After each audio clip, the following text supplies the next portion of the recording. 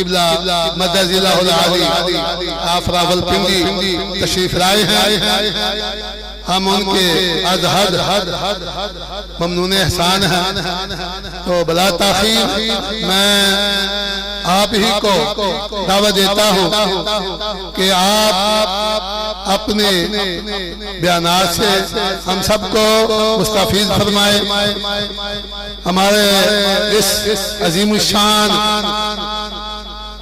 دارالعلوم اسلامیہ کے عظیم الشان سالانہ جلسہ، شاید حضرت صاحب کو پتا ہو یہ چوبیسواں یعنی 54 سال ہو چکے ہیں اس ادارہ دارالعلوم اسلامیہ برکات القرآن، اور اس کی بنیاد رکھی مخدوم العلماء حضرت علامہ مولانا مفتی ظفر علی نعمانی صاحب رحمت اللہ تعالی علیہ، آپ عالم اسلام کے ایک عظیم علمی، روحانی، مذہبی اور ساتھ ساتھ مالی، سیاسی بہت بڑی شخصیت ہے، یعنی سیاست کے میدان میں بھی سرفہرست، تجارت و مال کے لحاظ سے بھی سرفہرست، اور اللہ نے علم، تقوی اور ان کی ماشاءاللہ جو تقریر ہوتی تھی اردو ایسے ہی ہوتا تھا جیسے لبوں سے پھول جھڑ رہے ہیں، اور میں حضرت صاحب کے علم میں لانا چاہتا کہ اس سٹیج پہ ملک کے بڑے بڑے نامور قبلہ شاہ احمد نورانی صاحب رحمت اللہ علیہ اور قبلہ حضرت شیخ الحدیث عبد المصطفیٰ ازہری صاحب رحمت اللہ علیہ اور راولپنڈی کے ہی بہت بڑے نام صاحبزادہ جناب ابو بکر صاحب قبلہ مدد اللہ العالی ابھی حیات ہے وہ، اور ان کے علاوہ مفتی صاحب پینے والے عطا المصطفیٰ صاحب جمیل مدد اللہ العالی، یعنی میں کیا بتاؤں کہ اتنے حضرت مولانا محمد عمر عیسوی صاحب رحمت اللہ علیہ اور ان کے صاحبزادے مولانا عبدالقواب عیسوی صاحب رحمت اللہ علیہ، سید زاہد علی شاہ صاحب، یعنی بڑے بڑے جتنے پاکستان کے مشہور و معروف علماء ہیں وہ اس سٹیج پہ داد لے چکے ہیں۔ اب ان کی جگہ تو ہم سمجھتے ہیں کہ ہماری بھی یہ خوش قسمتی ہے اور آپ کا بھی انہی میں نام ہوگا الحمدللہ، اور اس ادارہ کی سرپرستی کرنے والے سب سے پہلے جو تجریب لاتے تھے ہماری زندگی میں وہ حضرت علامہ جانشین محدث اعظم ابو المعالی حضرت محمد معین الدین صاحب شافعی قاضی رحمت اللہ علیہ، محتم معول جامعہ قاریہ رضویہ، اور ان کے بعد سب جانتے ہیں بڑا نام تھا اور نعت بڑے مزے کی پڑھتے تھے حضرت علامہ مولانا صاحبزادہ عطا المصطفیٰ نوری صاحب رحمت اللہ علیہ، ایک سما باندھ دیتے تھے۔ آج ان کے برادر اصغر محتمم جامعہ قاریہ رضویہ جناب صاحبزادہ عطا المصطفیٰ نوری صاحب ہمارے اس عظیم شان جلسے کی صدارت فرما رہے ہیں، اور آج کا خطاب حضرت مولانا علامہ محمد عمر فیض صاحب ایک نعرہ لگائے تاکہ آپ کا خطاب شروع ہو۔ نعرہ تکبیر، نعرہ رسالت، نعرہ رسالت، نعرہ تحقیق، نعرہ حیدری، دارالعلوم اسلامیہ برکات القرآن، علماء اہل سنت، علماء اہل سنت۔ اور ساتھ ساتھ میں یہ بھی بتا دوں کہ یہاں سے پڑے ہوئے سینکڑوں یعنی 54 سال ہو چکے ہیں، تو ہر سال 15-20 طلبہ 10 یہاں سے فارغ ہوتے ہیں، اور وہ ملک کے نہیں دنیا کے کونے کونے میں قرآن پاک کی تعلیمات کو عام کر رہے ہیں، اور یہ فیض تھا حضرت علامہ فضیلت الشیخ مولانا قاری محمد فضل الرحمان صاحب رحمت اللہ تعالی علیہ کا۔ تو الحمدللہ الحمدللہ۔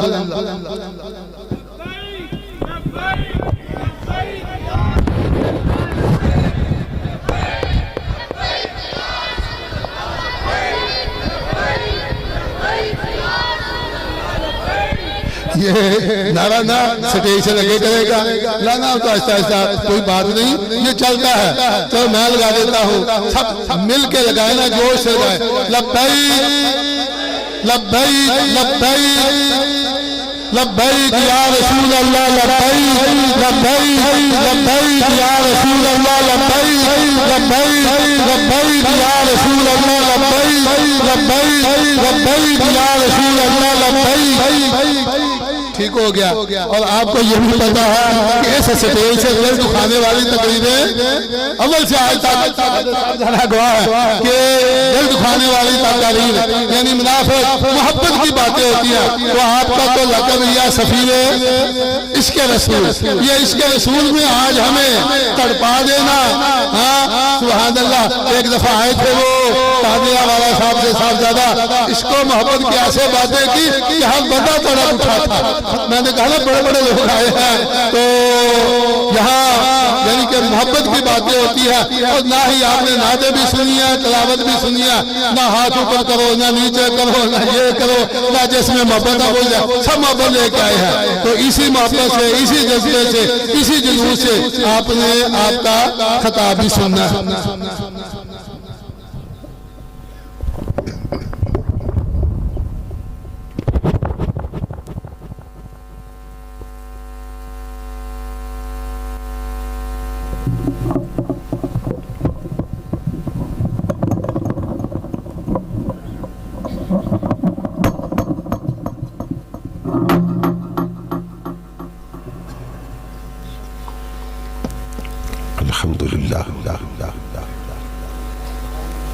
الحمدللہ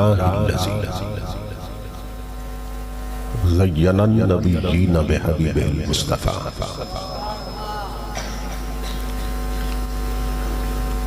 ومن علی المؤمنین بنبی المجتبى الصلاة والسلام علی سیدنا ومولانا محمد خیر الورى وعلى آلہ واصحابہ المتأدبین بالتقوی.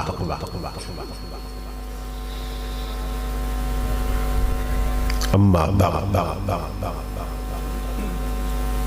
فاعوذ باللہ السمیع العلیم من الشیطان اللعین الرجیم. بسم اللہ الرحمن الرحیم.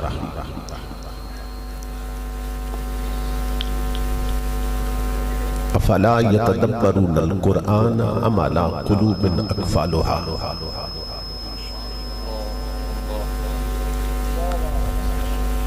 صدق اللہ مولانا العظیم.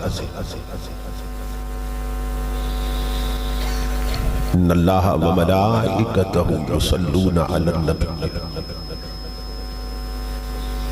یا ایہا الذین آمنوا صلوا علیہ وسلموا تسلیما.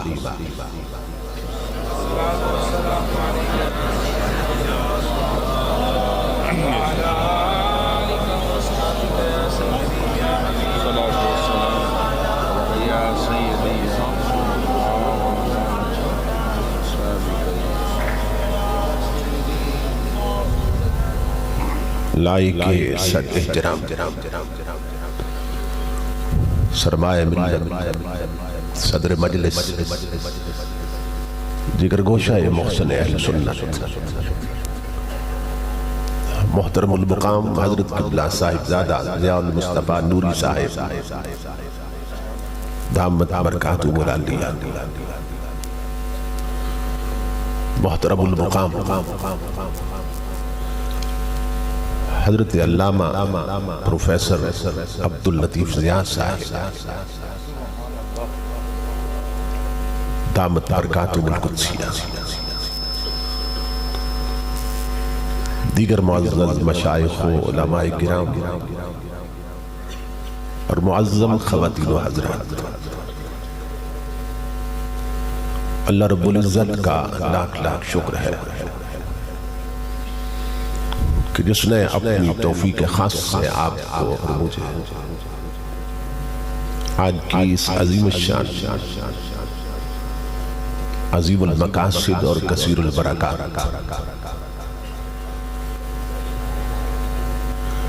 ذو جہتین کانفرنس میں حاضری کا شرف عطا کیا اور اپنا اور اپنے محبوب مکرم صلی اللہ تعالیٰ علیہ وسلم کا ذکر پاک اور پیغام عظیم سننے اور سنانے کی توفیق عطا فرمائی. اس عظیم الشان پروگرام کے انعقاد پر میں آپ تمام حضرات کی خدمت میں بالعموم اور پیکر اخلاص و محبت استاذ العلماء سرمایہ ملت یادگار اسلاف حضرت علامہ مفتی محمد علی رضوی صاحب زید مجد اور ان کے جملہ رفقا اور معاونین کی خدمت میں بالخصوص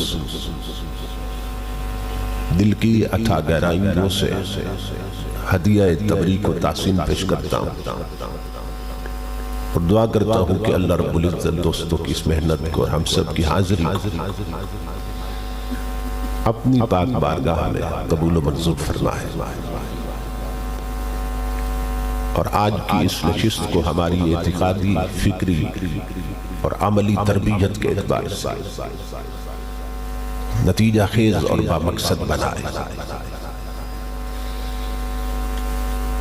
میرے لیے بڑی سعادت کی بات ہے کہ میں حضرت علامہ مفتی محمد علی رضوی صاحب زید مجدہ کے حکم کی تعمیل میں استاذ الحفاظ محسن اہل سنت حضرت مولانا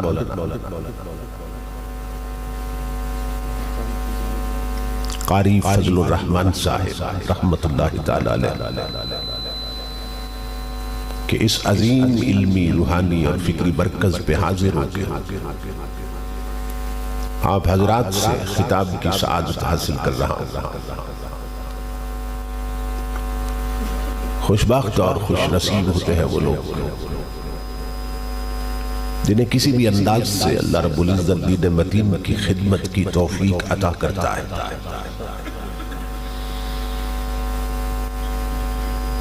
یہ کام اللہ رب العزت کی خاص توفیق کے بغیر ممکن نہیں ہے۔ کچھ لوگ ہر دور میں دینی خدمت کے لیے چن لیے جاتے ہیں۔ نبی اکرم صلی اللہ علیہ وآلہ وسلم کا ارشاد گرامی ہے کہ دین کے گلشن میں اللہ رب العزت ایسے پودے اگاتا رہے گا جو اس کی بہاروں کو قائم رکھے گا۔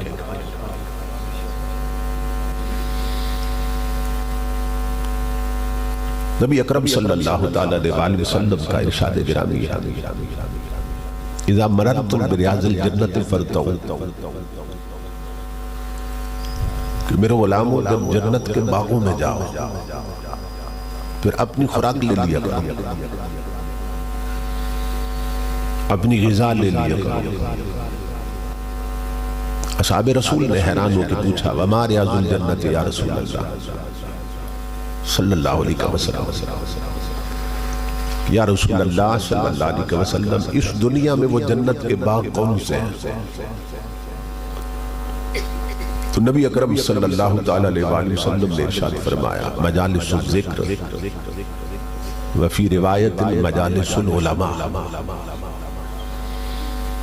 فرمایا میری شریعت کے علماء کی جو محفل ہے اور اہل ذکر کی جو مجالس ہے وہی جنت کا باغ ہوتی ہے۔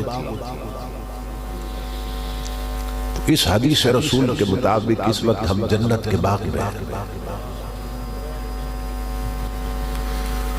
تو جو جلسے کرواتے ہیں، جو ہمیں دعوت دیتے ہیں، وہ ہمارا بھلا چاہتے ہیں اور ہم پہ احسان کرتے ہیں کہ ہمیں گھروں کی نحوستوں سے اٹھاتے ہیں، بازار کی نحوستوں سے اٹھاتے ہیں اور سیدھا جنت میں پہنچا دیتے ہیں۔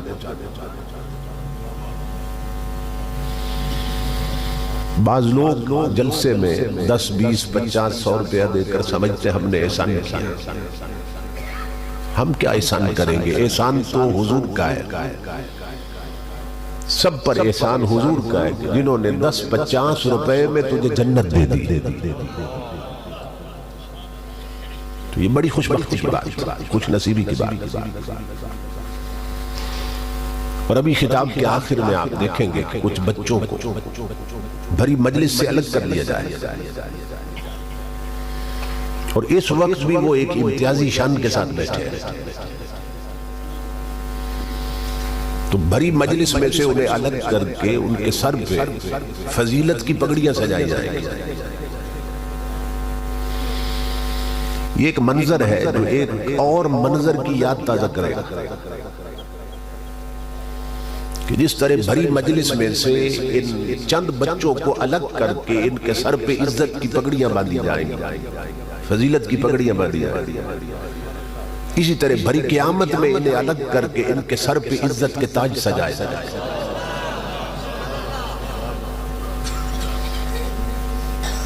تو قرآن والوں کا یہ امتیاز اس دنیا میں بھی قائم رہنا ہے, عالم برزخ میں بھی قائم رہنا ہے, اور حشر اور قیامت میں بھی قائم رہنا ہے, اور جنت میں بھی قائم رہنا ہے.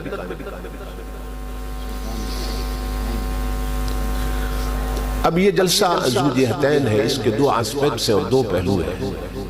ایک پہلو کا تعلق عرس پاک کے ساتھ, دوسرے پہلو کا تعلق دستار فضیلت کے ساتھ. اب یہ توجہ طلب بات ہے کہ سر تو سب کی گردنوں پہ ہے, مگر یہ پگڑیاں کسی کسی سر کو نصیب کیوں ہوتی ہیں.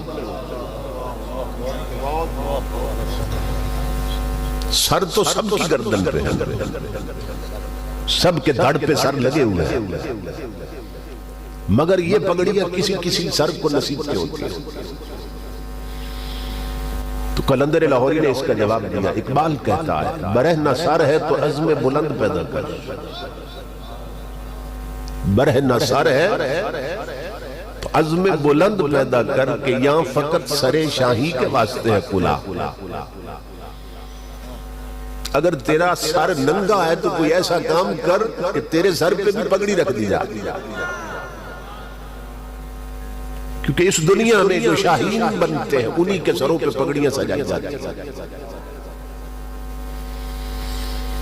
پھر آپ توجہ فرمائیں کہ اس کو دستار کرامت نہیں کہتے, اس کو دستار شرافت نہیں کہتے, اس کو دستار فضیلت کیوں کہتے ہیں. اسی طرح بچیوں کے مدارس میں جو سالانہ جلسہ ہوتا ہے تقسیم اسناد, جس میں سندیں تقسیم کی جاتی ہیں, تو بچیوں کو جو چادریں دی جاتی ہیں سروں پہ, اس کو بھی ردائے فضیلت کہتے ہیں. ردائے شرافت نہیں کہتے, ردائے عزت نہیں کہتے, ردائے کرامت نہیں کہتے. ردا کا معنی ہے چادر, اس کو بھی چادر فضیلت کہتے ہیں جو بچیوں کے سر پہ رکھی جاتی ہے, جو عالمہ بنتی ہے, حافظ اور قاریہ بنتی ہے. اور بچے جو عالم اور حافظ بنتے ہیں ان کے سر پہ جو پگڑی آتی ہے اس کو بھی دستار کرامت نہیں کہتے, دستار فضیلت کیوں کہتے ہیں. اس میں ایک پیغام چھپا ہوا ہے ہمارے لیے کہ امت محمدیہ کو یہ حقیقت معلوم ہو جائے کہ فضیلت ہمیشہ علم سے ملتی ہے. یہ ذہن میں اگر اقوام عالم میں کوئی فضیلت پانا چاہتے ہیں تو پھر اس سبق کو یاد کر لے کہ فضیلت ہمیشہ علم سے ملتی ہے, اور کرامت تقوی سے نصیب ہوتی ہے. فضیلت علم سے ملتی ہے, کرامت تقوی سے نصیب ہوتی ہے, اور شرافت نسب سے نصیب ہوتی ہے. تو فضیلت ہمیشہ علم سے ملتی ہے. یہ ذہن میں العلم وسیلۃ الی کل فضیلۃ, فقہاء نے کہا علم جس درجے میں بھی ہو قوم کو فضیلت دیتا ہے, جس درجے میں بھی ہو فرد کو فضیلت دیتا ہے. علم ایک ایسی چیز ہر فضیلت کا وسیلہ علم بنتا ہے. یہ ذہن میں میرے ابا جی رحمت اللہ علیہ مثال دے کر بات سمجھایا کرتے تھے, بڑی سادہ سی مثال دیتے کہ ہر شخص کو بات سمجھ آ جائے. آپ دیکھتے ہیں کہ بڑے بڑے بدماش لوگ اور سرکش لوگ بھی, جو بال کاٹنے والا ہے جس کو نائی کہتے ہیں عام زبان میں, اس کے سامنے اپنی گردن جن کا سر خدا کے آگے بھی نہیں جھکتا نا، نائی کے آگے سر جھکا دیتا اور اس کے ہاتھ میں پھول نہیں ہوتا، اس طرح ہوتا ہے، اور گردن جھکی اور وہ پھیر رہا ہے گردن۔ تو بڑے بڑے جابر بدماش اور سرکش لوگ ان کے سر کیوں جھکے ہیں نائی کے سامنے؟ اس لیے کہ وہ بال کاٹنے کا علم رکھتا ہے۔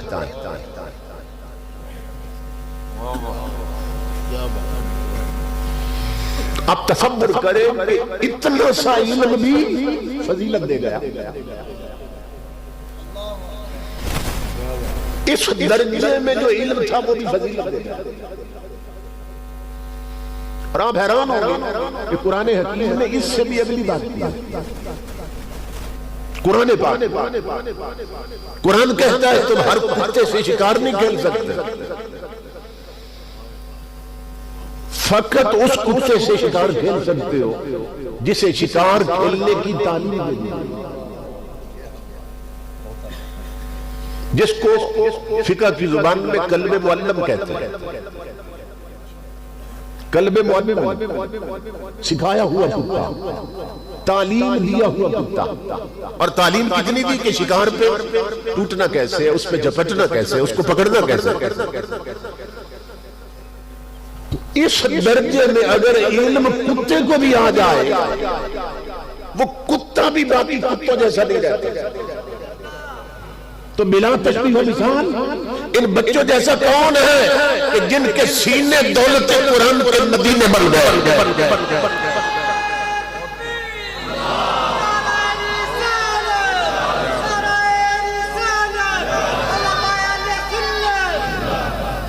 سمجھ رہے تو پھر ان لوگوں جیسا کون ہے جن کے سینے دولت قرآن کا خزینہ بن گئے؟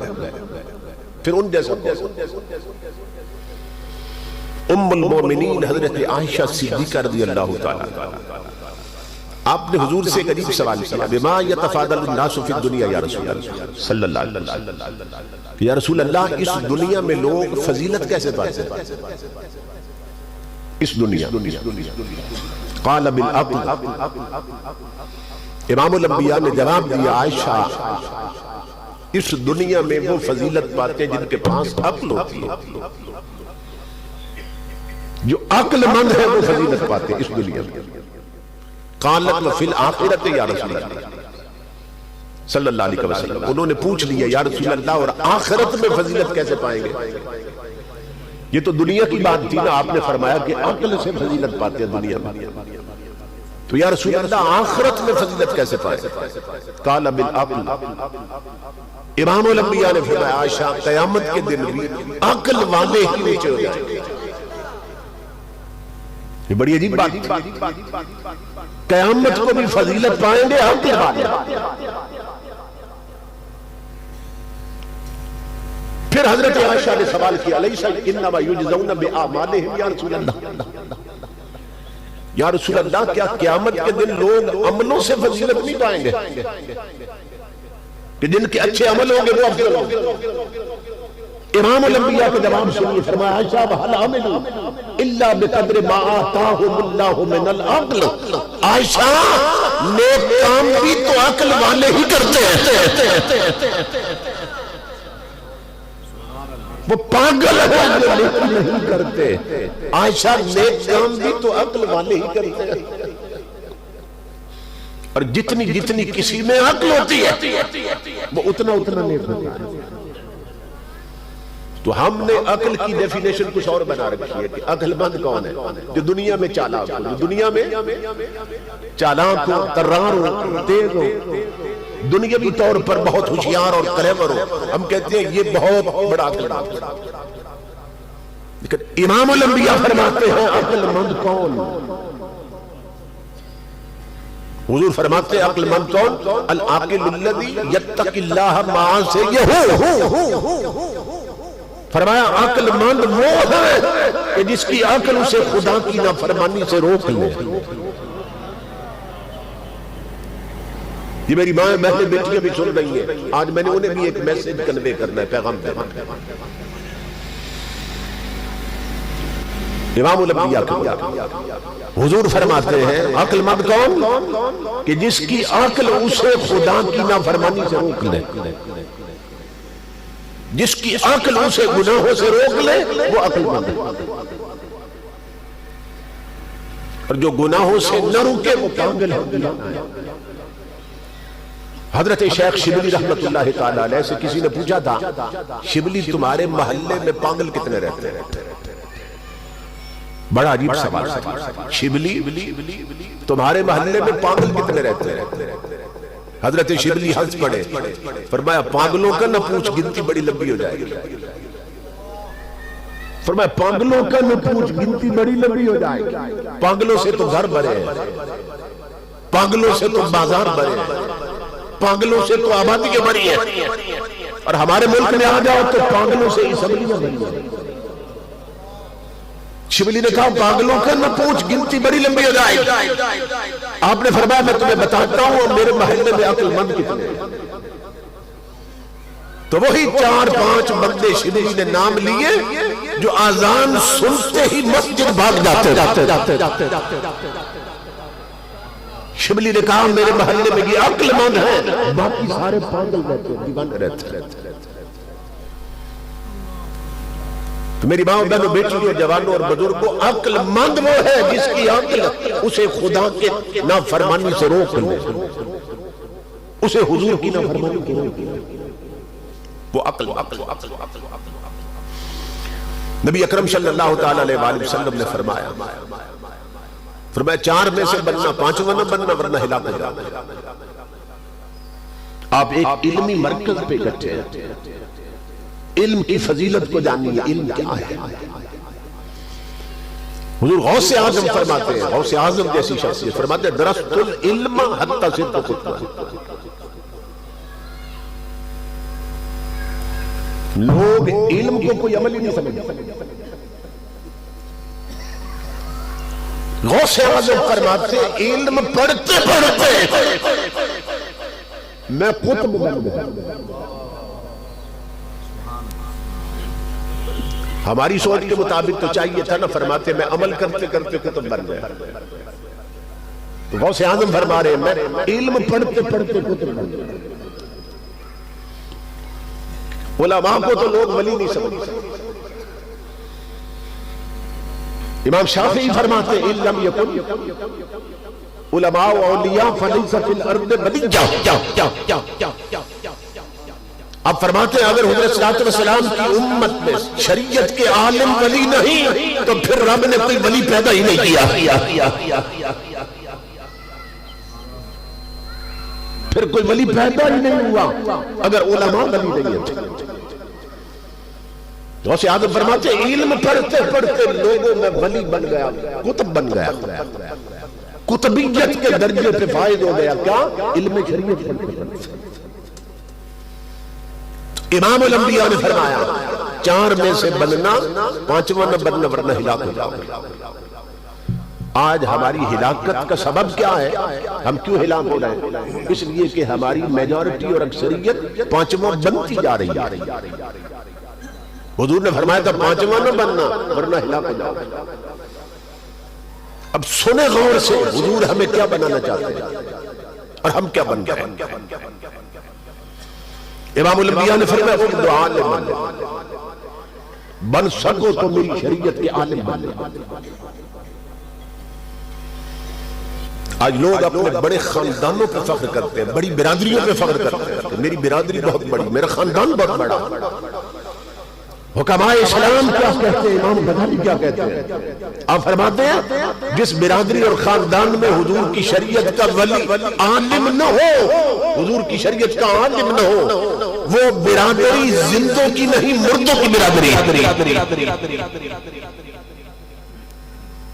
وہ خاندان مردوں کا ہے کہ پورے خاندان میں ایک بندہ بھی نہیں جو حضور کی شریعت کا عالم ہو۔ حالانکہ یہ پہلا مطالبہ تھا حضور کا پوری امت کے ساتھ، بن سکو تو میری شریعت کے عالم بننا۔ بے شمار احادیث ہے علماء کے مقام پر، لیکن ایک حدیث بطور خاص میں عرض کرنا چاہتا ہوں۔ امام الانبیاء نے فرمایا جنہیں تم سید کہتے ہو نا، جنہیں تم آل رسول کہتے ہو. حضور نے فرمایا خلقت السادات من صلبی وخلق العلماء من صدری. فرمایا جنہیں سید کہتے ہو وہ میری پوشت سے نکلے، جنہیں عالم کہتے ہو وہ میرے سینے سے نکلے.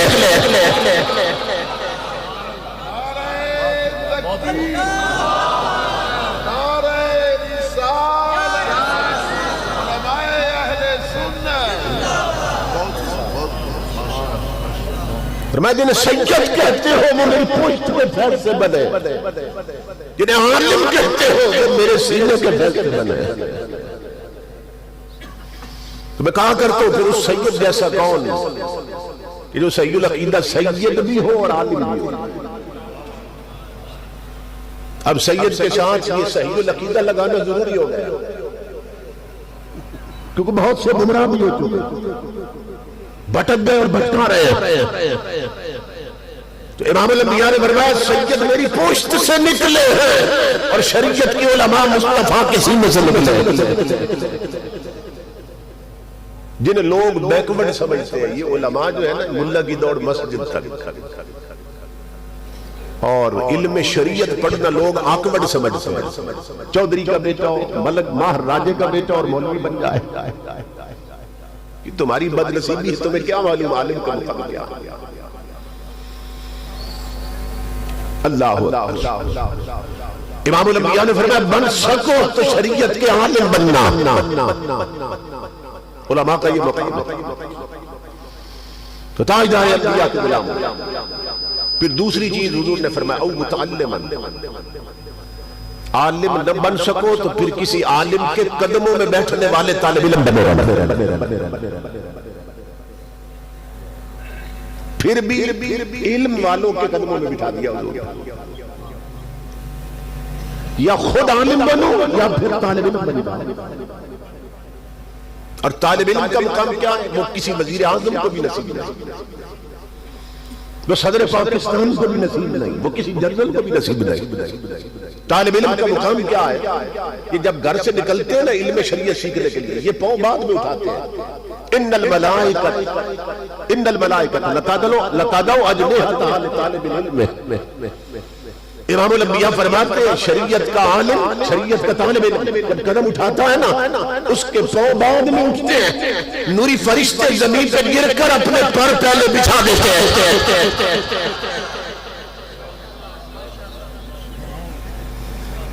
صدر آئے، وزیر اعظم آئے تو دریا بچھائی جاتی ہیں، قالین بچھائے جاتے ہیں. مگر میرے مصطفیٰ کے قرآن کے سیکھنے والے آئے، اللہ فرماتا ہے دریا اور قالین نہیں بچھائی جاتی، میرے نوری فرشتے اپنے پر بچھا دیتے ہیں.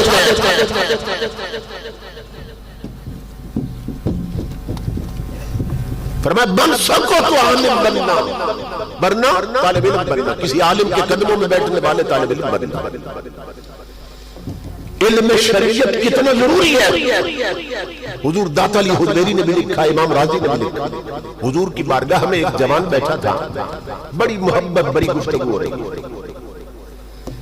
اچانک جبرائیل امین آ گئے اور جبرائیل امین نے آ کے عرض کی اللہ کے حبیب یہ جو جوان ہے یہ فوت ہونے والا ہے، اس کی زندگی کے چند منٹ باقی رہ گئے.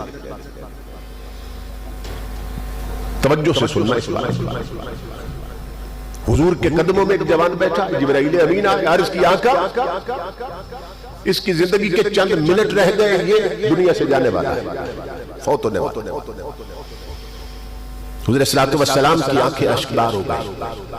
آپ نے اس جوان کو بتا دیا، فرمایا جوان تیری زندگی کے چند منٹ رہ گئے، اب جو کچھ کرنا ہے کرنا ہے. جو کوئی آج کا جوان ہوتا تو اٹھ کے بھاگ جاتا، اٹھ کے بھاگ جا کہ گھر والوں سے مل لوں، دوستوں یاروں سے مل لوں، اور کئی خیالات. مگر ان کی تربیت حضور نے کی تھی نا. جب حضور نے خبر دی چند منٹ رہ گئے تو مرنے والا، پہلے تھوڑا دور بیٹھا تھا اور قریب ہو گیا حضور. اپنے ہاتھ حضور کے قدموں پر رکھ، مبارک قدموں پر. عرض کی میرے آقا اب میں ماں سے پوچھنے جاؤں مجھے کیا کرنا ہے؟ میری زندگی کے چند منٹ رہ گئے، اب باپ سے پوچھنے جاؤں مجھے کیا کرنا ہے؟ نہیں نہیں میرے آقا، نہ ماں سے پوچھوں گا نہ باپ سے پوچھوں. کیوں؟ اس لیے کہ میں جانتا ہوں میری ماں اتنی مہربان نہیں جتنا میرا رسول مہربان ہے، میرا باپ اتنا مہربان نہیں جتنا میرا نبی مہربان ہے۔ میرے آقا میری زندگی کے چند منٹ رہ گئے، آپ بتائیے مجھے کیا کرنا چاہیے؟ حضور سے اب سننا کہ حضور نے کیا جواب دیا۔ امام الانبیاء نے فرمایا جوان اگر اپنے نبی سے مشورہ لے رہا ہے، تیری زندگی کے چند منٹ رہ گئے، ایسا کر اشتغل بالتعلم، شریعت کے جو مسئلے تجھے معلوم نہیں تو پوچھتا جا، میں تجھے سکھاتا جاتا ہوں۔ جو شریعت کے مسئلے معلوم نہیں تو پوچھتا جا، میں تجھے جواب دیتا جاتا۔ اب مجھے بتائیے کہ اس کے پاس علم سیکھنے کا وقت تھا جو تو 4 منٹ رہ گئے تھے، کیا عمل کا بھی وقت تھا اس کے پاس؟ حضور فرماتے علم سیکھ لے ان 2-4 منٹوں میں جو رہ گئے تیری زندگی کے آخری منٹ، ان میں کیا کر علم شریعت سیکھ لے۔ اب سیکھنے کا وقت تو تھا، عمل کا بھی وقت تھا اس کے پاس۔ امام الانبیاء بتانا چاہتے ہیں اپنی امت کو کہ علم شریعت سیکھنا ہی سب سے بڑی نیکی ہے، علم شریعت حاصل کرنا ہی سب سے بڑی نیکی ہے، سب سے ثواب کا کام، سب سے بڑھ کے ثواب کا کام۔ امام الانبیاء نے فرمایا بن سکو تو عالم بننا ورنہ طالب علم بننا، شریعت کے طالب علم۔ اور نمبر 3 او مستمعان، اگر عالم بھی نہ بن سکو، طالب علم بھی نہ بن سکو تو پھر گویے نہ سننا، گلوکار نہ سننا، ٹپے سنانے والے نہ سننا، پھر گانے گانے والے نہ سننا، گویے اور نچیے نہ سننا، پھر انہیں سننا کہ جو خدا کا قرآن پڑھتے ہیں یا مصطفیٰ کا فرمان پڑھتے ہیں۔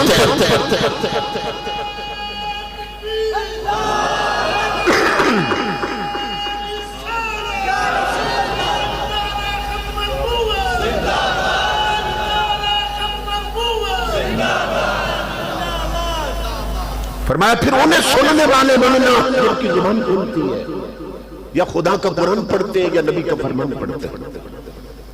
فرمایا پھر علماء کو سننے والے بننا۔ ہم نے علماء کو سننا چھوڑ دیا، گویے سر پہ چڑھا لیا، نچیے سر پہ چڑھا لیا، گلوکار سر پہ چڑھا لیا، تو نتیجہ سامنے زوال پذیر ہوگا۔ امام الانبیاء نے فرمایا علماء کو سننا، علم والوں کو سننا، اہل علم کو سننا۔ اور چوتھی چیز حضور نے فرمایا او محبن، اگر عالم بھی نہ بن سکو، طالب علم بھی نہ بن سکو، علماء کو سننے والے بھی نہ بن سکو تو کیا کرنا؟ فرمایا جب جہاں رہنا میری شریعت کے عالموں سے محبت کرنے والے بننا،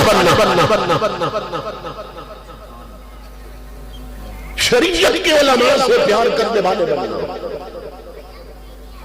اس لیے میرے آقا کے غلاموں ہمیں آنا تھا شریعت کی طرف، آنا تھا اہل علم اور علماء کی طرف، تو ہم قوالوں کی طرف چلے گئے، ہم گویوں اور گلوکاروں کی طرف چلے گئے۔ اس لیے آج زبان کے یہ دل دیکھنا دشمن بن گئے۔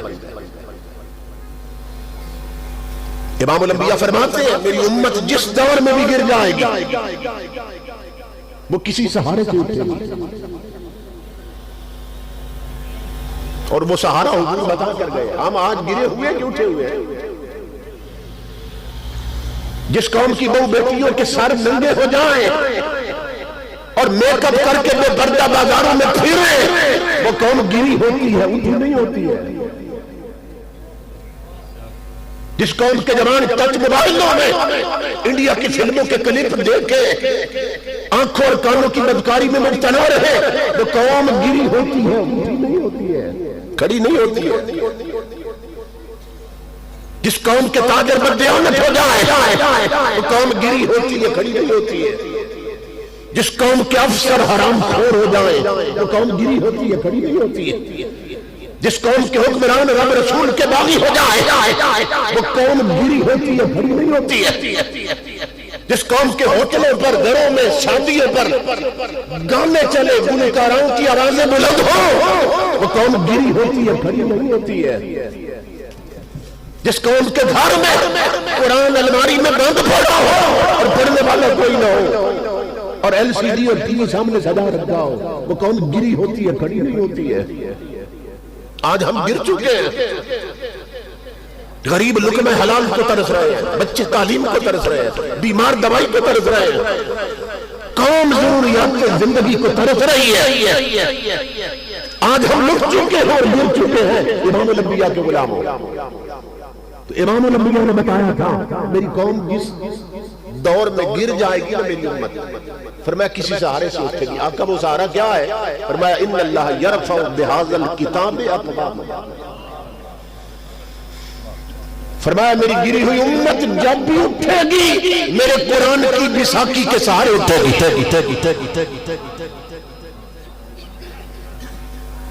فرمایا جب بھی اٹھے گی میری امت قرآن کی بیساکھی کے سہارے اٹھے گی۔ تو جس کے سہارے اٹھنا تھا اسے ہم نے کتنا دور کر دیا، وہ الماری میں بند پڑا۔ مسلمانوں کے گھر میں جاؤ نا تو پوچھنا پڑتا ہے قرآن پاک کدھر ہے۔ اگر کہیں مہمان ٹھہرو تو پوچھنا پڑتا ہے قرآن پاک کدھر ہے۔ ٹی وی پوچھنے کی ضرورت نہیں، ایل سی ڈی پوچھنے کی ضرورت نہیں، وہ سامنے سجا رکھا ہے، قرآن کہیں چھپا رکھا ہے۔ جس کو سامنے رکھنا تھا اسے چھپا دیا، جسے چھپا کے رکھنا تھا اسے سجا دیا۔ پھر آج حالت غیر ہو گئی کہ بائیں بہنیں بیٹیاں ٹی وی پر ڈرامہ نہیں چھوڑتی، رب کے سجدے چھوڑ دیتی ہیں۔ ہمارے جوان جمعے کے دن کرکٹ میچ نہیں چھوڑتے، جمعے کی نمازیں چھوڑ دیتے ہیں۔ بوڑھے بوڑھے لوگ اڈوں ہوٹلوں پر تاش کی بازی نہیں چھوڑتے، رب کے سجدے چھوڑ دیتے ہیں۔ انجام غلامی کیا کہیے، بربادی سے بربادی ہے۔ جو درس ہے بطحہ نے دیا وہ درس پڑھانا بھول گئے۔ عبرت کا مرقع یہ پستی اور قابل حیرت یہ مستی، اوروں کو جگانا یاد رہا خود ہوش میں آنا بھول گئے۔ ایک شخص گیا نا علامہ اقبال کو ملنے کے لیے،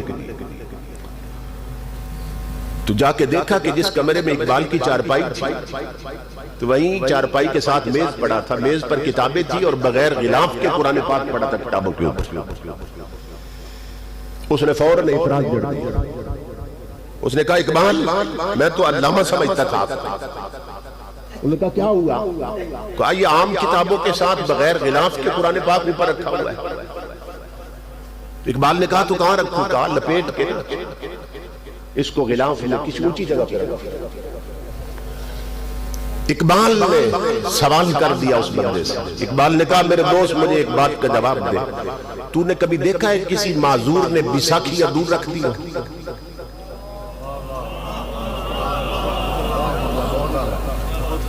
کبھی دیکھا ہے کسی معذور بندے نے بیساکھیاں دور رکھ دی؟ اس نے کہا نہیں وہ تو پاس رکھتا ہے اپنا۔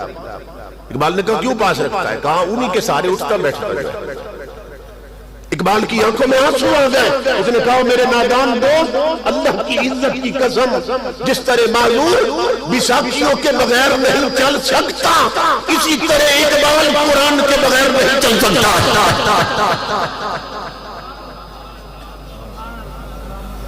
یہ میری بیساکھی ہے، میں اسے اپنے آپ سے دور کیسے کروں؟ ہم معذور ہو چکے ہیں، ہماری بیساکھی الماریوں میں بند پڑی ہے۔ امام الانبیاء نے خبر دی تھی ایک حدیث پاک میں 72 علامتیں حضور نے قرب قیامت کی بتائی ہیں، اور ان میں سے صرف 3 میں لے رہا ہوں۔ امام الانبیاء نے فرمایا وَحُلِّيَتِ الْمَسَاجِدُ وَصُوِّرَتِ الْمَسَاجِدُ وَتُبِّلَتِ الْمَنَائِرُ۔ امام الانبیاء فرماتے ہیں میری امت پہ وقت آنے والا ہے جب ہر گھر میں قرآن سجا سورا پڑا ہوگا مگر پڑھنے والا کوئی نہیں ہوگا۔ جو جتنا امیر ہے اس کے گھر میں اتنا قیمتی قرآن پاک پڑھا ہے، اور ویلوٹ کے غلاف چلے ہوئے، مخمل کے غلاف چلے، مگر الماری میں بند پڑا، اس کے ساتھ تعلق اور واسطہ جو کوئی نہیں رہا۔ قریب تو تب رکھتے جب اس سے کوئی راس واسطہ ہوتا، اس پر عمل کرنا ہوتا، سمجھنا ہوتا، پڑھنا ہوتا، اس کی تلاوت کرنی ہوتی، اسے الماری میں بند کر کے رکھتے۔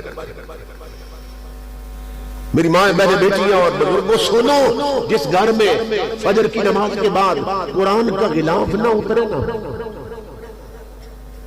تلاوت جن گھروں میں فجر کی نماز کے بعد تلاوت کے لیے قرآن کا غلاف نہ اترے، ان گھر والوں کے دلوں پہ پڑے ہوئے غفلت کے پردے کبھی نہیں اترتے ہیں۔ جو دل غفلت کے پردوں میں لپٹے ہیں وہ پردے کبھی نہیں ہٹتے ہیں۔ جس گھر میں قرآن کا غلاف نہ اتر تلاوت کی،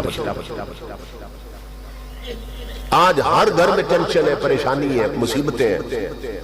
کہیں یہ شکوہ ہے جی کماتے ہیں مگر رزق میں برکت نہیں ہے، اور برکت اٹھ گئی ہے، وقت سے بھی برکت اٹھ گئی، رزق سے اٹھ گئی، صحت سے برکت اٹھ گئی، ہر گھر میں بیمار ہے، ہر گھر میں ٹینشن ہے، پریشانیاں ہیں، دشمنیاں ہیں، لڑائیاں ہیں، کہیں ساس بہو کے جھگڑے ہیں، کہیں بھائیوں کے جھگڑے ہیں، کہیں اڑوس پڑوس کے جھگڑے ہیں، ہر گھر میں پریشانی ہے، بے برکتی ہو گئی، بے برکتی ہو گئی۔ تو امام الانبیاء 1500 سال پہلے برکت کا علاج بتا کے گئے، بے برکتی کا علاج بتا گئے حضور، فرمایا تبرک بالقرآن، فرمایا میری امت اگر برکت چاہو تو برکت قرآن سے ملے گی، فرمایا تبرک بالقرآن، فرمایا قرآن سے برکت کیوں نہیں لیتے ہو؟ قرآن سے برکت لو۔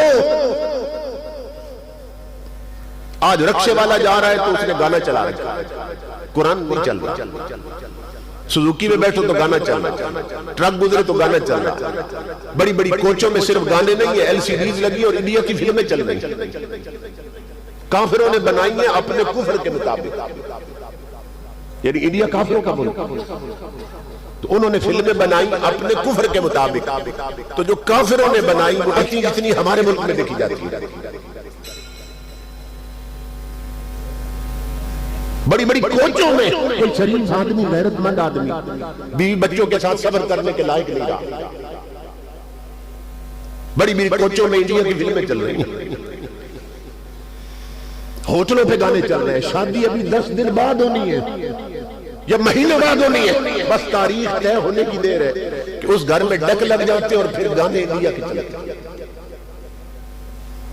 گویوں اور نچیوں کے گانے چلتے ہیں۔ اور امام الانبیاء نے فرمایا تھا حضور صلی اللہ علیہ وسلم نے فرمایا تھا صوتان ملعونان فی الدنیا والآخرہ، فرمایا دو آوازیں ایسی ہیں کہ جس جگہ سے وہ بلند ہوتی ہیں اوپر سے اللہ کی لعنت اترتی ہے، دو آوازیں اللہ کو اتنی ناپسند ہے کہ جس جگہ سے وہ آواز بلند ہوتی ہے اوپر سے اللہ کی لعنت اترتی ہے۔ آج بے برکتی کیوں ہے سمجھئے؟ نمبر 1 حضور نے فرمایا رنت عند مصیبت ومزمار عند نعمت، فرمایا جس گھر میں کوئی فوت ہو جائے، کسی کی موت ہو جائے تو جب اونچی آواز میں میت پر چیختے چلاتے اوپر سے لعنتیں اترتی ہیں۔ میت پر ماتم کرنا، پیٹنا تو اس سے بھی بڑا حرام کام، صحیح بخاری کی حدیث۔ امام الانبیاء نے بات یہاں سے شروع کی، فرمایا فلیس منا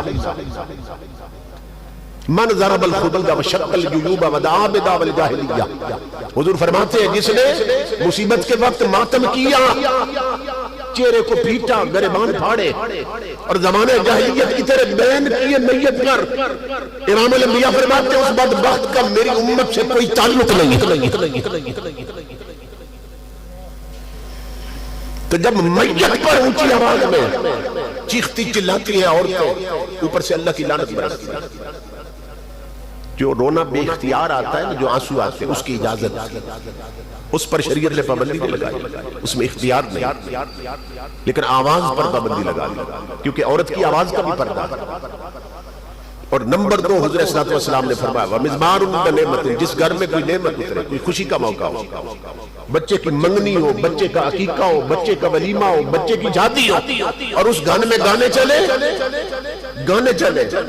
میوزک اور موسیقی کی آواز آئے، راگ باجوں اور ڈھول ڈھمکوں کی آواز آئے، اوپر سے اللہ کی لعنت اترتی ہے۔ اب بتائیں کہ جن گھروں میں شادی ابھی 10 دن بعد ہونی ہے، 2 ہفتے بعد ہونی ہے، اور 2 ہفتہ پہلے وہاں ڈیک لگتے اور گانے چلتے ہیں، میوزک اور موسیقی چلتی ہے، شادی کا دن آنے تک وہ لوگ کتنی لعنتیں کما چکے ہوتے ہیں۔ یہ ہمارے رسول ہمیں خبر دے رہے ہیں۔ کوئی ہے مائی کا لار کہ پھر لعنتوں کو روک سکے؟ کتنی لعنتیں اتر چکی ہوتی ہیں، تو اس شادی میں برکت کہاں سے آئے گی؟ کیونکہ کسی کی خالہ کی ڈیمانڈ ہوتی ہے کہ گانے ضرور چلا،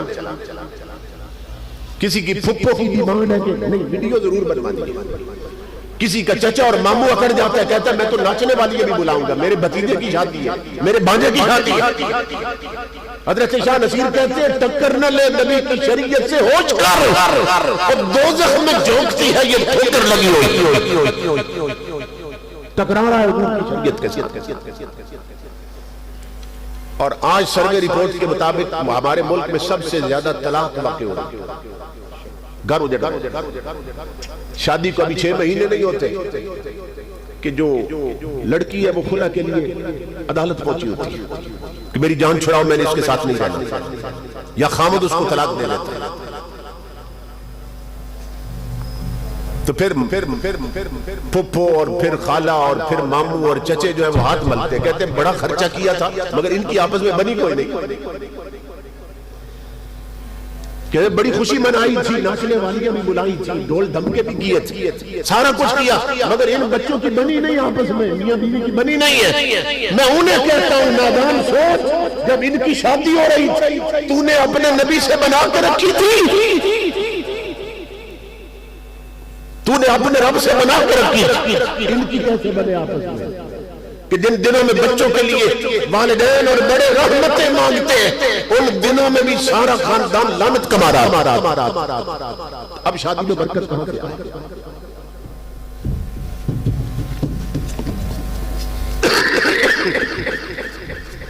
امام الانبیاء نے فرمایا برکت لینا چاہتے ہو، اگر زندگی میں چاہو برکت آئے، رزق میں برکت آئے، صحت میں برکت آئے، گھر کے ماحول میں برکت آئے، تو فرمایا تبرک بالقرآن، قرآن سے برکت لونا۔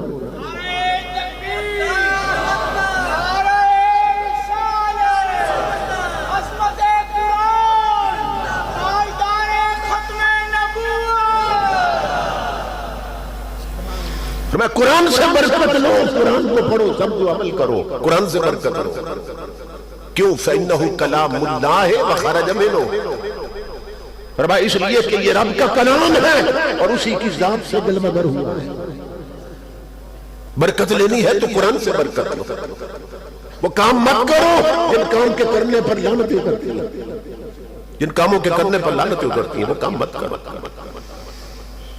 اور حدیث پاک میں ہے امام الانبیاء کے غلاموں جو اس دنیا میں اپنے کانوں کو گانوں سے بچا کے رکھیں گے اور بچا کے رکھیں گے، تو اس دنیا میں گانے نہیں سنیں گے، ڈھول ڈمکے راگ باجے نہیں سنیں گے۔ کیا ہوگا قیامت کے میدان میں؟ اللہ رب العزت آواز دے گا، این عبادی الذین کانوا ینزہون انفسہم واسماءہم عن اللہو ومزامیر الشیطان۔ اللہ آواز دے گا میدان قیامت میں، وہ بندے کہاں ہیں کہ دنیا میں جن کے کان گانے سننے سے دور رہے، جنہوں نے دنیا میں نغمے نہیں سنے، اپنے آپ کو بچائے رکھا، گانے نہیں سنے، فلمیں نہیں دیکھی، ڈرامے نہیں دیکھے، وہ کہاں ہیں میرے بندے اور بندیاں؟ باقی سب کے منہوں پہ مور لگ جائے گی، لگامیں چڑھ جائیں گے، صرف وہ بولیں گے جو گانوں سے اپنے آپ کو بچا کے رکھے، جنہوں نے ڈھول ڈھمکوں سے بچا کے رکھا ہوگا دنیا میں، صرف وہ بول سکیں گے، عرض کریں گے مولا ہم حاضر ہیں، کیا حکم ہے؟ اللہ رب العزت فرمائے گا آج حکم نہیں، خوش خبری ہے، حکم تو دنیا میں دیا تھا، تم نے کر کے عمل دکھا دیا، آج حکم نہیں ہے، آج خوش خبری ہے۔ اللہ فرشتوں کو حکم دے گا ادخلوہم فی ریاض المسک، آج بڑی قیامت میں سے وہ جو گانوں سے بچتے رہے، وہ جو فلموں ڈراموں سے بچتے رہے، فرشتوں آج بڑی قیامت میں اپنے نوری پروں پر انہیں اٹھا دو، وَأَدْخِلُوهُمْ فِي رِيَاضِ الْمِسْكِ، اور جنت کے مشک و عنبر کے باغوں میں اتار دو۔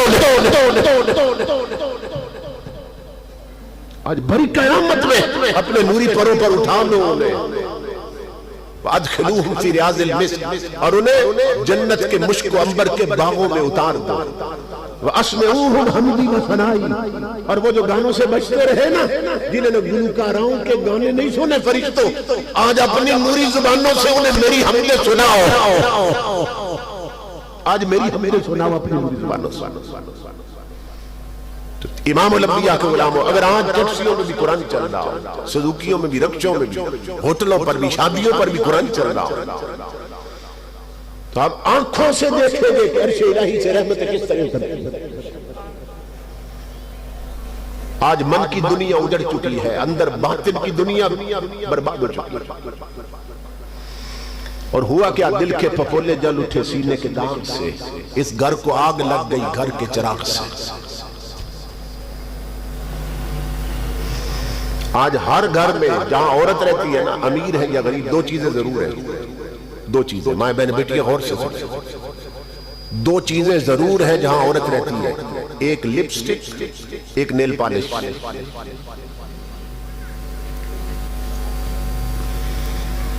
سرخی اور نیل پالش, یہ ہر گھر میں ضرور ہے جہاں عورت رہتی ہے, امیر ہے یا غریب. یہ دو چیزیں ہر گھر میں ہیں, مگر حضور کی شریعت کا علم ان کے بارے میں ہر گھر میں نہیں ہے. خبر ہی نہیں کہ ہم کیا کر رہے ہیں. یہ ناخن اللہ نے بنائے, یہ ناخن. جب کوئی عورت ان پر پالش لگاتی ہے, نیل پالش, تو جس طرح دروازے پر, لکڑی کے دروازے پر پینٹ کرتے ہیں تو اوپر کور ہو جاتا ہے, خول چڑھ جاتا ہے, غلاف چڑھ جاتا ہے پینٹ کا, اسی طرح ناخنوں پر نیل پالش کا خول چڑھ جاتا ہے. جس عورت نے نیل پالش لگا رکھی, اس کا جسم ناپاک ہو جائے, اس پر غسل واجب ہو جائے, تو جب تک مکمل طور پر ہاتھوں اور پاؤں کے ناخنوں سے وہ پالش اتار کے غسل نہ کرے, 100 بار بھی نہا لے, اس کا جسم پاک ہی نہیں ہوتا ہے. 100 بار غسل کر لے, جسم پاک ہی نہیں ہوتا ہے. اب کئی جوان بیٹھے ہوں گے, وہ سوچے ان کی شادی کو سال ہو گیا اور اس کی بیگم نے نیل پالش اترنے ہی نہیں دی اس پورے سال میں.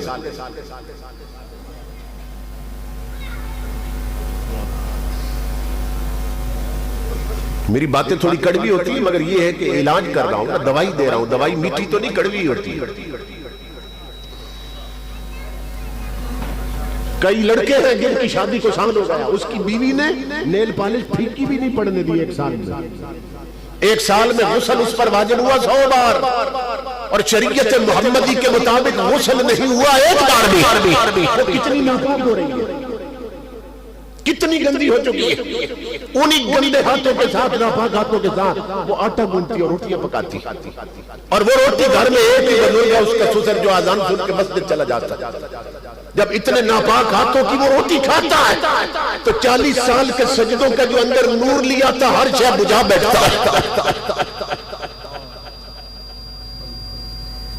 دل کے پھپھولے جل اٹھے سینے کے داغ سے, اس گھر کو آگ لگ گئی گھر کے چراغ سے. یہ تو آنکھیں بند ہوگی تو تب پتہ چلے گا کیا کمایا تھا اور کیا پایا, اور کیسے گوا دیا تھا یہ کمایا تھا. امام الانبیاء کے غلام, یہ مائیں بہنیں بیٹیاں سن لیں, جب تک نیل پالش مکمل طور پر اتاری نہ جائے, اس وقت تک نہ وضو ہوتا ہے نماز کے لیے, نہ غسل ہوتا ہے. اور دوسری بات سنیے, آج جو ماڈرن قسم کی بچیاں ہیں نا, وہ جب جاتی ہیں نا میک اپ کا سامان خریدنے, تو وہ کہتی ہیں مجھے میڈ ان یو کے چاہیے لپسٹک, مجھے made in U S A چاہیے, میڈ ان جرمنی چاہیے, کم از کم ہو تو میڈ ان چائنا تو ہونی چاہیے. پاکستان کی مجھے سرخی نہیں چاہیے. اور جن کے بھائی فرانس میں ہے, اٹلی میں ہے, یا باہر ملکوں میں ہے, یورپ میں, تو یہاں سے بابیاں پھول کرتی ہیں, اور کچھ لاؤ نہ لاؤ میرے لیے میک اپ کٹ وہاں سے لانی ہے. اور وہ انگریز کیا بتا رہے ہیں جو بناتے ہیں سرخی, میں ان کی بات کر رہا ہوں, میرے پاس ثبوت موجود ہے. میں 16 سال تک یورپ کے دورے پہ جاتا رہا. جو سرخیاں بناتی ہیں نا کمپنیاں, made in Germany who, made in U S A who, made in you کے ہو, یا میڈ ان چائنا ہو, وہ سب بتا رہے ہیں کہ ہر سرخی میں ہم خنزیر کی چربی ڈالتے ہیں.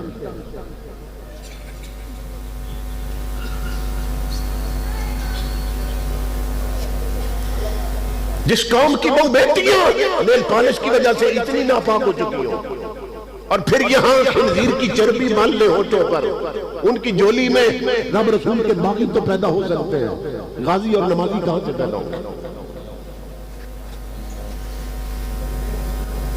حضرت بابا فرید گنج شکر کی والدہ کے پاس ابھی 6-7 سال عمر تھی بابا فرید کی، محلے کی عورتیں گئیں اور جا کے پوچھا، فرید کی ماں ایک بات پوچھنے آئی ہے، ہمیں بتا تیرا بیٹا ہمارے بچوں جتنا ہے، عمر ایک ہی کنویں کا پانی پیتے، ایک ہی زمین کا اناج کھاتے ہیں، مگر اتنا فرق کیوں ہے کہ ہمارے بچے سارا دن گلیوں میں گلی ڈنڈا کھیلتے ہیں، ہمارا گردی کرتے ہیں، تیرے فرید کو جب دیکھو مصطفیٰ پہ درود و سلام پڑھتا رہتا ہے،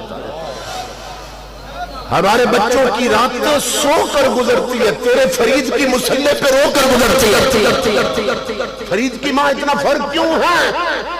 تو آپ کی والدہ اپنے آنکھوں میں آنسو آ گئے، فرمایا سنو محلے کی عورت، اللہ کی عزت کی قسم اس میں تنہا فرید کا کمال نہیں، تھوڑی سی میری محنت بھی شامل ہے۔ انہیں کہا کون سی محنت؟ فرمایا سنو اللہ کی عزت کی قسم جتنا عرصہ فرید کو دودھ پلایا کبھی بغیر وضو کے دودھ نہیں پلایا۔ یہ تنہا فرید کا کمال نہیں، یہ اس مقدس دودھ کا کمال ہے جو فرید کی رگوں میں گردش کرتا ہے۔ امام الانبیاء کے غلام و اگر مائیں انڈیا کی فلمیں دیکھیں اور باغ بازاروں میں بد نظری اور ہمارا گردی کرے تو پیدا ہونے والے بچے ڈسکو ڈانسر بنتے ہیں، رب رسول کے باغی بنتے ہیں، سلمان رشدی اور سلمان تاثیر بنتے ہیں، اور اگر مائیں تہجد گزار ہو اور باپ پرہیزگار بن جائیں تو پیدا ہونے والے بچے کوئی میر علی شاہ بنتا ہے، کوئی خادم حسین رضوی بنتا ہے۔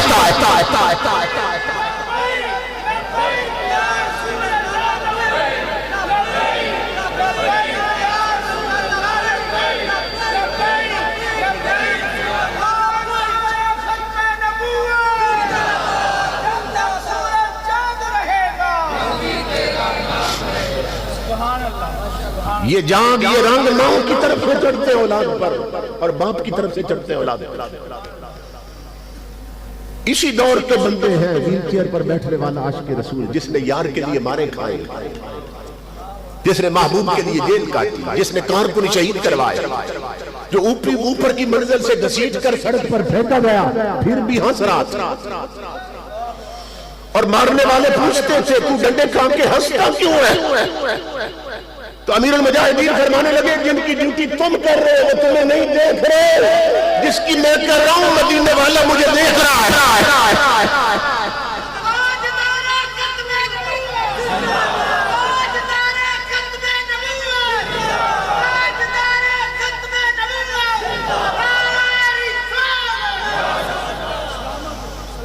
پھر دنیا نے دیکھا امام الانبیاء کے غلام ہمارا مشاہدہ ہے، امیر مر جائے، ڈاکٹر مر جائے، وزیر مر جائے، میت کی ناک میں روئی ڈالی ہوتی ہے کیونکہ یہاں سے بلیڈنگ ہوتی ہے، خون بہ رہا ہے، منہ باندھ دیا جاتا ہے، منہ کھل جاتا ہے، اگر باندھا نہ جائے تو یہاں سے گندی رطوبت بہنے لگتی ہے، میت رنگت بدل جاتی ہے، میت لکڑی کی طرح اکڑ جاتی ہے، جسم سے غلاظت نکلنے لگ جاتی ہے۔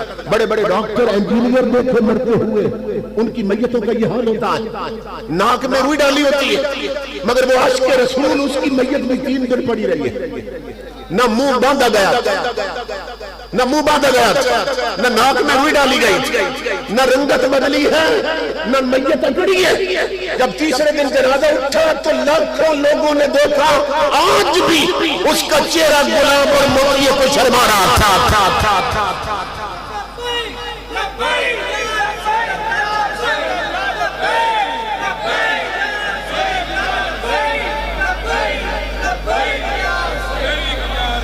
اور مدینے سے آواز آ رہی تھی، ٹی وی چینل پر بیٹھنے والے تبصرے کرتے ہو یہ سیاست کر رہا ہے بابا، آؤ اس کا چہرہ دیکھو، نور آنکھوں میں تو چہروں پہ اجالے ہوں گے، مصطفیٰ والوں کے انداز نرالے ہوں گے۔ بتایا جا رہا ہے قرآن والے ان کی خیرات مدینے سے آتی ہے، حدیث والے ان کی خیرات مدینے سے آتی ہے، محمد عربی کی غلامی کرنے والے ان کی خیرات مصطفیٰ کے مدینے سے آتی ہے۔ اس لیے میرے آقا کے غلاموں قرآن سے جڑ جاؤ، اپنے بچے دو حضور کے دین کے لیے، اپنے بچے پہلے سب سے پہلے حضور کے دین کے لیے بچے پیش کرو، انہیں بعد میں ڈاکٹر بناؤ، انجینئر جو مرضی بناؤ، مگر ان کی گھٹی میں مصطفیٰ کا قرآن رکھو۔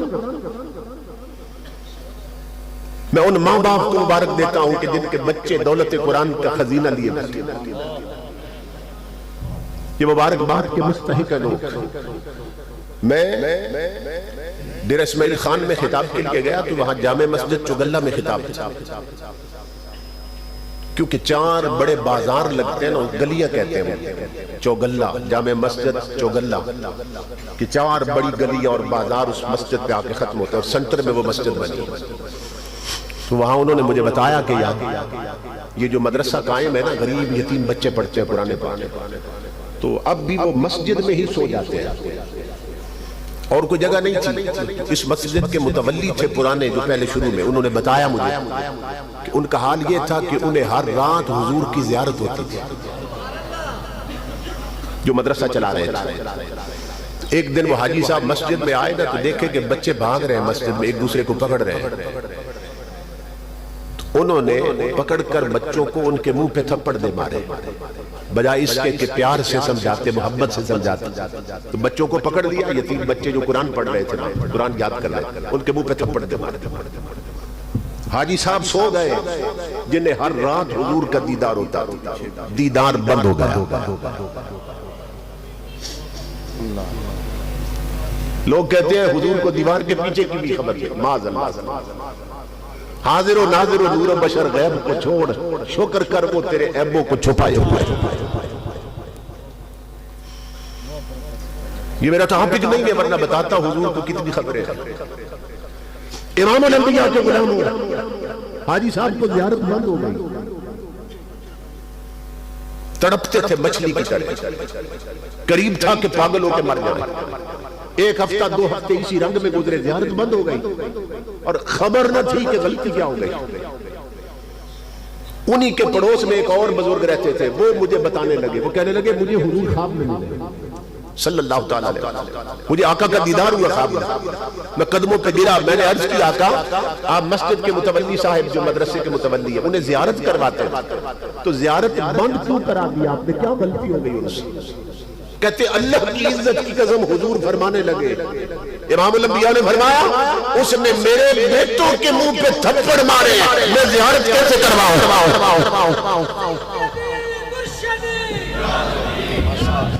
سیدی مرشدی، سیدی مرشدی، غلام ہے، غلام ہے، غلام ہے رسول میں، کہو نا عشق مصطفیٰ. میں اس لیے عرض کر رہا ہوں یہ جو کرسیوں پہ بیٹھے ہیں، یہ جن کی دستان فضیلت ہونے والی، یا مدرسوں میں جو پڑھ رہے ہیں قرآن، انہیں لاوارث مت سمجھو. کملی والے فرماتے ہیں یہ میرے بیٹے ہیں، محمد عربی کی اولاد ہے، انہیں حقیرت سے مت دیکھو. جنہیں حقیر سمجھ کر بجا دیا تم نے، وہی چراغ جلیں گے تو روشنی ہوگی. اس لیے محمد عربی کے غلاموں قرآن سے جڑ جاؤ، قرآن سے تعلق پیدا کرو. قرآن ہے تو ہم ہیں، قرآن نہیں تو کچھ بھی نہیں. آپ خوش بخت ہیں کہ نصف صدی سے بھی زیادہ عرصہ بیت چکا، اس جامعہ کو ختم ہوا. بڑی بڑی ہستیوں نے قائم کیا، بڑی بڑی ہستیاں تشریف لائیں، ان کی دعائیں اس کے سامنے آ گئی. تو یہ چشمہ فیض مصطفیٰ ہے. حضور غوث اعظم نے جب مدرسہ بنایا تھا تو جو لوگ نہیں آتے تھے نا دین سیکھنے کے لیے اور قرآن پڑھنے کے لیے، بس اسی پر بات ختم کر رہا ہوں. غوث اعظم انہیں کیا فرماتے ہیں؟ اب دیکھیں نا، ہر دور میں ایسے بد نصیب رہے کہ بے شک غوث اعظم ہی کیوں نہ مدرسہ بنائے اور پڑھانے والے بھی غوث اعظم، اور پھر بھی بچے نہ بھیجے اور پھر بھی دین سیکھنے نہ آئے. ہر دور میں بدبخت ایسے رہے. لیکن جب غوث اعظم کو وہ مل جاتے نا بازار میں، آپ بازو پکڑ لیتے. پتہ ہے غوث اعظم انہیں کیا کہتے تھے جو دین سیکھنے نہیں آتے تھے آپ کے مدرسے میں؟ آپ فرماتے یا قلیل العقل بیتو کا لدجلت و تموت عطشانا، فرماتے عقل کے ہم دے اور رہتا دریا پہ پھر بھی پیاسا مر رہا ہے.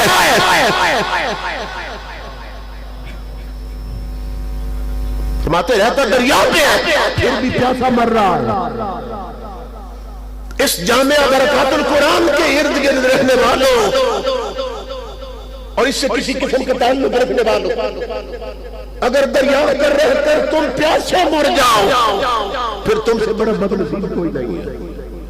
اگر سینے بجھ رہے دولت قرآن سے چمک نہ اٹھے پھر ہم سے بڑا بد نصیب کون ہے؟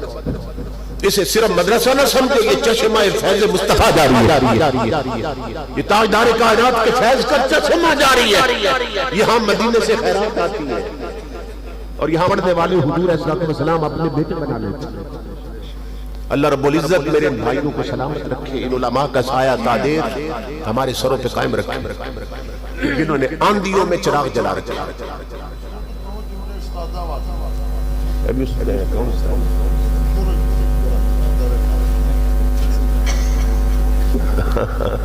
اچھا امام الانبیاء کے غلاموں، قرآن سے جس درجے میں بھی جڑ جاؤ گے نا قرآن تمہاری جھولی بھر دے گا۔ اب حضرت کے حکم کے احترام میں ایک بات اور جس درجے میں بھی قرآن سے تعلق ہوگا تمہارا، قرآن تمہیں محروم نہیں رکھے گا، جھولی بھر دے گا۔ ایک بزرگ بالکل ان پڑھ تھے، صرف نماز یاد تھی، نماز پڑھتے تھے مگر قرآن سے عشق کرتے تھے۔ پڑھنا نہیں آتا تھا قرآن، جب نمازی نکل جاتے نا مسجد سے تو وہ اکیلے پیچھے رہ جاتے، جان بوجھ کے کنڈیاں لگا لیتے اور مسجد کی الماریوں سے قرآن نکالتے، سر پہ رکھتے، چومتے، آنکھوں پہ رکھتے، سینے سے لگا کے ملتے قرآن، جیسے بچھڑا ہوا یار یار سے ملتا۔ کہتے مجھے معلوم تو نہیں تجھ میں کیا لکھا ہے، پڑھایا جو کسی نے نہیں، لیکن میرے سینے سے لگ جا، میں تجھے مل تو سکتا ہوں۔ تو قرآن سے ملتے جیسے یار یار سے ملتا ہے، پھر قرآن کو کھولتے، قرآن کو کھولتے۔ امام الانبیاء کے غلاموں، اب جتنا بھی بندہ ان پڑھ کالی کالی سطریں تو نظر آتی ہیں، قرآن کی سطروں پہ انگلی پھیرتے، 8-10 صفحے انگلی پھیر کر نشانی رکھتے، اگلے دن آتے تو پھر اگلے صفحوں پہ انگلی پھیرتے، سطروں پہ انگلی پھیرتے، مہینے 1.5 مہینے بعد پورا قرآن ختم کر دیتے انگلی پھیر کے، اور ہر سطر پہ انگلی پھیرتے ہوئے تلاوت کیا کرتے تھے، لفظ کیا بولتے تھے، یہ بھی حق ہے یہ بھی سچ ہے، یہ بھی حق ہے یہ بھی سچ ہے۔ انگلی پھیر کر یہ کہتے کہتے قرآن ختم کر دیتے، یہ بھی حق ہے یہ بھی سچ ہے۔ دنیا ہنستی تھی، بڑے پاگل آدمی ہے، پڑھنا آتا نہیں ہے تو انگلیاں پھیرتے، تو جو ہنستے تھے وہی بیان کرتے، اللہ کی عزت کی قسم۔ جب وہ بزرگ فوت ہو گئے نا تو ہم نے ان کا جنازہ پڑھایا، جب میت لے گئے قبر کی طرف تو ان کی میت قبر میں بعد میں اتری ہے، قبر کی ہر دیوار پر قرآن پہلے چمک رہا تھا کہ تو نے محبت کی ہے میرے ساتھ تو میں قبر میں بھی تیرے ساتھ ہوں، حشر میں بھی تیرے ساتھ رہوں۔ تو جس درجے میں بھی قرآن سے محبت کرو گے، قرآن کی خدمت کرو گے تو قرآن تمہیں محروم نہیں چھوڑے گا، تمہاری جھولی بھر دے گا۔ اللہ رب العزت اس مرکز کو آباد رکھے، اس کی سرپرستی کرنے والے، اس کے ساتھ تعاون کرنے والے، اس کی فکر رکھنے والے، اللہ سب کو دارین کی برکتیں اور سعادتیں نصیب فرمائے۔ وما علینا الا البلاغ۔